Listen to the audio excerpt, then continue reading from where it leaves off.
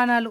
RTC driver, కండక్టర్ల అహంకారానికి పరాకాష్ట. ఈ ఘటన మరొక ముందే మరో ఘటన.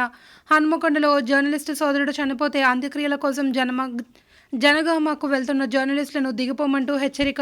ఒకే బస్సులో ఎంతమంది వస్తారు అంటూ గొడవ పెట్టుకున్న డ్రైవర్, కండక్టర్ డ్యూటీలో లేకుంటే నీ సంగతి చూసేవాడినన్నట్టు బెదిరింపులు.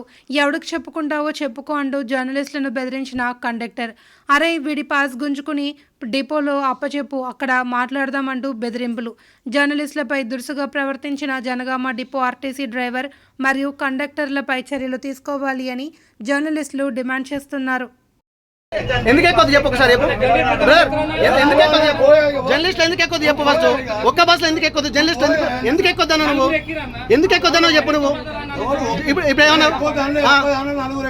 అవును, ఒక్కదాన్ని ఎక్కువద్దా చెప్పు.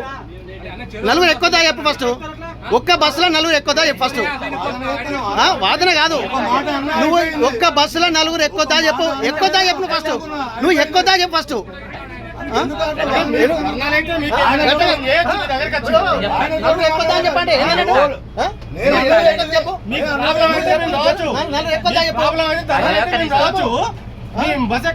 చనిపోయిండా ఒక విలేకరి చనిపోయిండు, అక్కడ పోతాను అడిగింది కదా.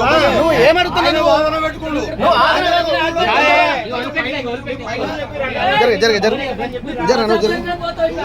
చెప్పన్నా చెప్పు. నువ్వు చెప్పు, నలుగురు ఎక్కువదా చెప్పు.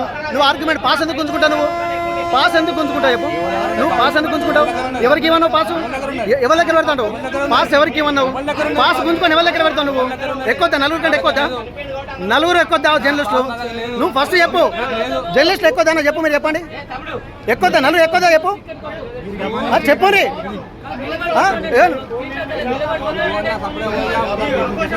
చెప్తా అంతా పోతుంది ఆగు. నువ్వు పెట్టుకుంటా కదా, పెట్టుకుంటా.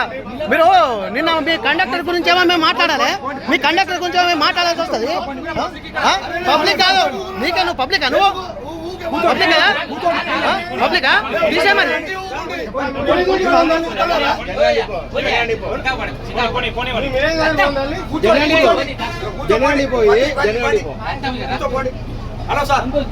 మీ జనగం డిపోలో అవుతారు. మీ జనగాలు మీ కండక్టర్ అయితేనే మేము వచ్చాము.